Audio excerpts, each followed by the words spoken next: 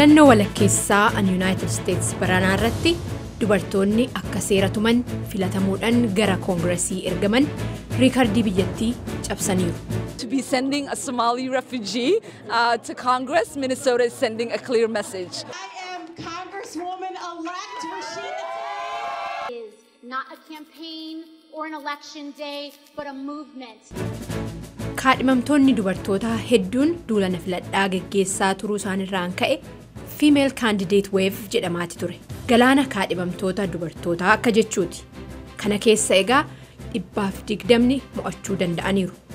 Seenaatarummaadhaa akka bakka buutuu ummataatti akkasumas waajjiraalee mootummaa sadarkaa adda addaatti dubartoota 120tu mo'atee jechuudha akka biyyoolessaatti. Waggaa lamaan dura akkuma yaadatamu pireezidaanti Tiraamp filamanii bariituma hiriira guddaa Women's March jedhamu yookanis immoo hiriira dubartootaa jedhamu geggeessanii ture.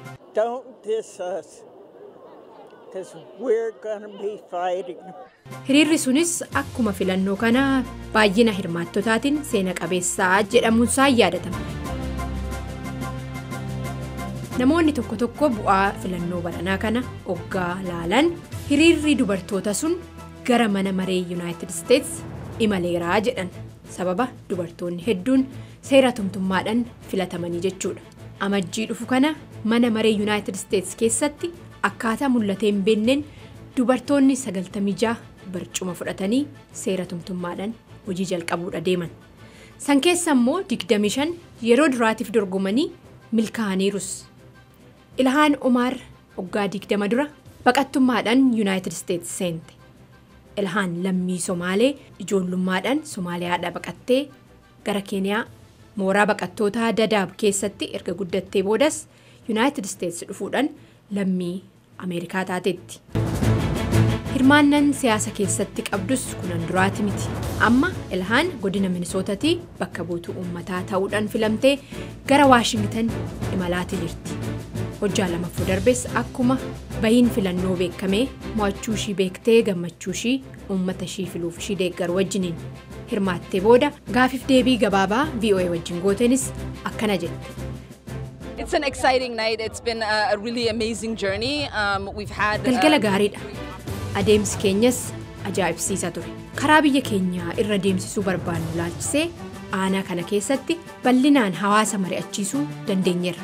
Har'a egaa aanaa kiyya qofas odoon ta'in biyyi guutuun hawaasni keenya sodaarra abdii wal hiruurra immoo tokkummaa filateera.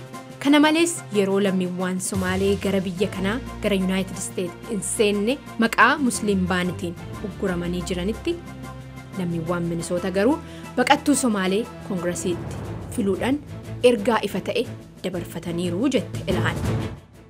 I've been put down, pushed aside. Karaa biraatiin seenaan galmeessan immoo lammiiwwan Ameerikaa Native Americans ta'an 2.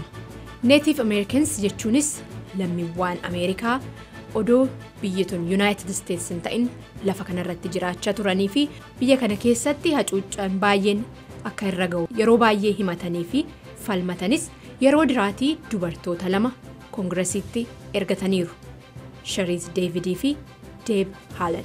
I didn't have a role model in Congress, someone, another Native woman that I could go to and ask. Gosa kiyya keessaa koongiresii keessa seenee nama fakkeenya naa ta'e hin qabu. Namoota akka anna fakkaatan jechuu kiyya. Qormaata ani keessa darbe kana fakkaataa kana laalladhuu naan jedhan hin arganne. This is the year of the woman. Barri kun bara dubartootaati. Dubartoota filannoo kanarratti mo'atan keessaa angafni Doonaa Shaalee nama waggaa 77ti. Quxusuun immoo godina Niiwork irraa Alexandriyaa godina Aywaarraa immoo Abii jedhaman. Isaan lachuu waggaa 29 dubartoota umrii kanaan koongiresii Ameerikaatti filaman ta'uudhaanis seenaa galmeessisaniiru. Akka seenaan agarsiisutti akkuma baranaa kana barri 1992 bara dubartootaa jedhamee ture. United States keessatti. Waggas egaa dubartoota 24 qofatu mana mareetti filame, seneetidhaan immoo 6 turan. Ergasiis immoo siyaasa Ameerikaa keessatti hirmaannaan dubartootaa amma tokko qorreet ture. Kaka'umsa dubartoota biraa amma mul'achaa jiru kana laalchisee xiinxaltoonni siyaasaa haalli filannoo baranaa irratti mul'ate kuni anoo tokko mul'atee qorrodoon ta'in babal'achuudha deemuu fi itti fufiinsa qabaatu jedhanii tilmaaman. Now that women have gotten a taste and a flavor for what that means. Amma dubartoonni wanni kun maal akka ta'e dhandhamanii arguu danda'aniiru. Dhugumaan karoora ofii bal'isaniit laalaa jiran. Imaammata durfamuu qaba jedhanii fi akkasumas immoo dhimmoota isaaniif hiika kennu irratti xiyyeeffachaatii jiran. Juma darbe kana keessa ture dhaabbanni Interparliamentary Union jedhamu akka addunyaatti seera tumtoota irratti qorannoo geggeessu United States keessatti gaheen dubartoonni gama seera tumuutiin qaban akka addunyaatti olaallame 140 irra jiraachuu ishii hanga baasan. That change came tonight. Galgala har'aa jijjiiramni dhufeera.